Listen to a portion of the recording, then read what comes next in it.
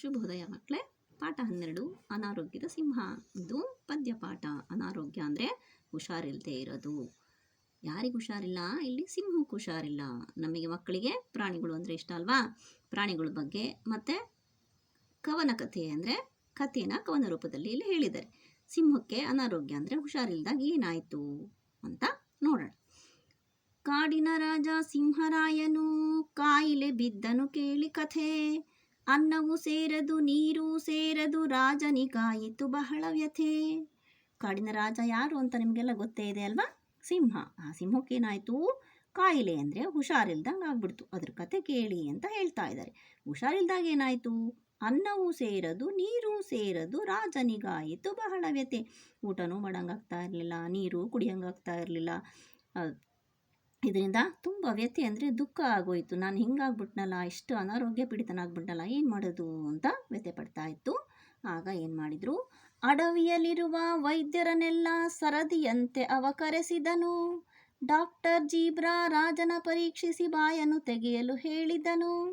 ಹಂಗೆ ವ್ಯಥೆ ಪಡ್ತಾ ಪಡ್ತಾ ತಾನು ಹುಷಾರಾಗ್ಬೇಕು ತಾನೆ. ಅದಕ್ಕೆ ಅಡವಿ ಅಂದರೆ ಕಾಡು. ಕಾಡಲ್ಲಿರ್ತಕ್ಕಂಥ ವೈದ್ಯರು ಅಂದರೆ ಡಾಕ್ಟರ್ ಅಂತೀವಲ್ಲ, ಅವರು ವೈದ್ಯರನ್ನೆಲ್ಲ ಸರದಿಯಂತೆ ಅಂದರೆ ಒಬ್ಬರಾದ್ಮೇಲೆ ಒಬ್ಬರನ್ನ ಕರೆಸಿ ಅವ್ರನ್ನ ಪರೀಕ್ಷಿಸಕ್ಕೆ ಹೇಳ್ತಾನೆ. ಅದರಲ್ಲಿ ಮೊದಲು ಬಂದಿದ್ದು ಡಾಕ್ಟರ್ ಜೀಬ್ರಾ.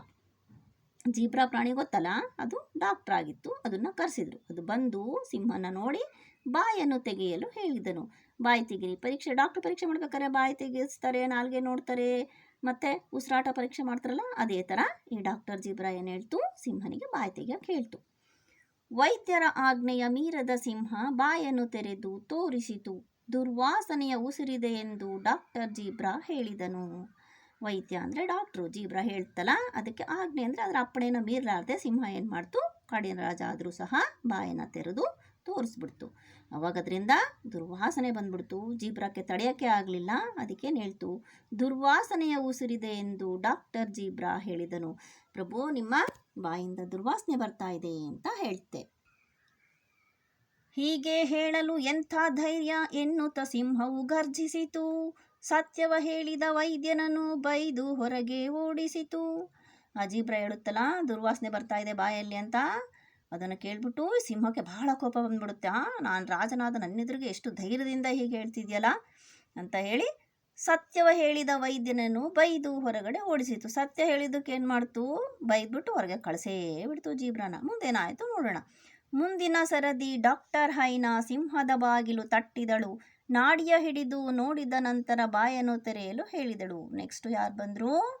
ಡಾಕ್ಟ್ರು ಹೈನಾ. ಹೈನಾ ಅಂದರೆ ಕತ್ತೆ ಕರುಬಕ್ಕೆ ಹೈನಾ ಅಂತ.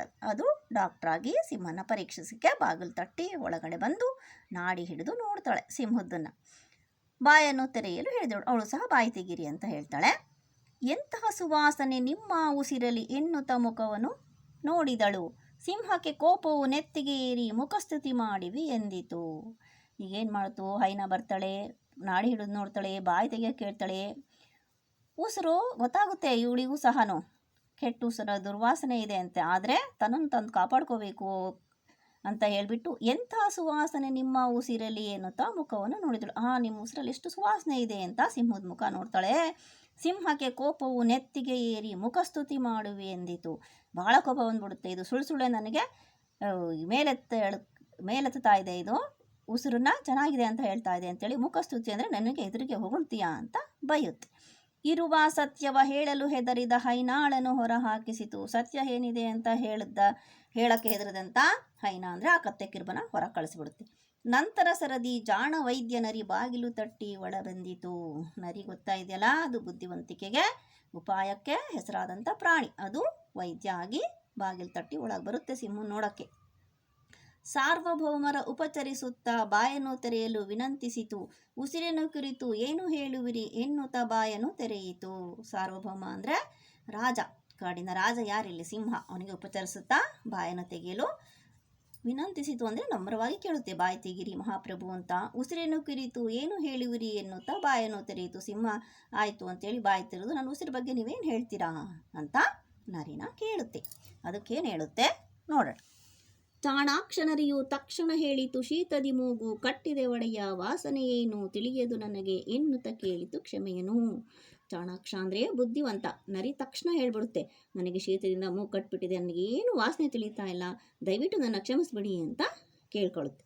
ಸಿಂಹದ ಕೋಪಕ್ಕೆ ಬಲಿಯಾಗದೆ ಪಾರಾಯಿತು ನರಿಯು, ಉಪಾಯ ಬಲ್ಲವನಿಗೆ ಅಪಾಯವಿಲ್ಲ ಎನ್ನುವುದೇ ನೀತಿಯು. ಇಲ್ಲಿ ಸಿಂಹಕ್ಕೆ ಸತ್ಯ ಹೇಳಿದ್ರೂ ಕೋಪ ಬಂತು, ಸುಳ್ಳು ಹೇಳಿದ್ರೂ ಕೋಪ ಬಂತು, ಇದರಿಂದ ಪಾರಾಗಬೇಕು ಅಂತ ಈ ನರಿ ಏನು ಹೇಳ್ತು, ಬುದ್ಧಿವಂತಿಕೆಯಿಂದ ನನಗೇನು ವಾಸನೆ ತಿಳಿತಾ ಇಲ್ಲ, ಶೀತ ಆಗ್ಬಿಟ್ಟಿದೆ, ಮೂಗು ಕಟ್ಟಿದೆ ಅಂತೇಳಿ ಆ ಇಕ್ಕಟ್ಟಿನ ಪರಿಸ್ಥಿತಿಯಿಂದ ಪಾರಾಯಿತು. ಉಪಾಯ ಬಲ್ಲವನಿಗೆ ಅಪಾಯವಿಲ್ಲ ಎನ್ನುವುದೇ ನೀತಿಯು. ಈ ಪದ್ಯದ ನೀತಿ ಏನು, ಉಪಾಯ ಮಾಡಿದ್ರೆ ಎಂಥ ಕಷ್ಟ ಪರಿಸ್ಥಿತಿಯಲ್ಲೂ ಅಪಾಯದಿಂದ ಪಾರಾಗಬಹುದು ಅನ್ನೋದೇ ಈ ಪದ್ಯದ ನೀತಿ. ಇದನ್ನು ಬರೆದಿರೋರು ಅರುಣಾ ನರೇಂದ್ರ ಪಾಟೀಲ ಅವರು.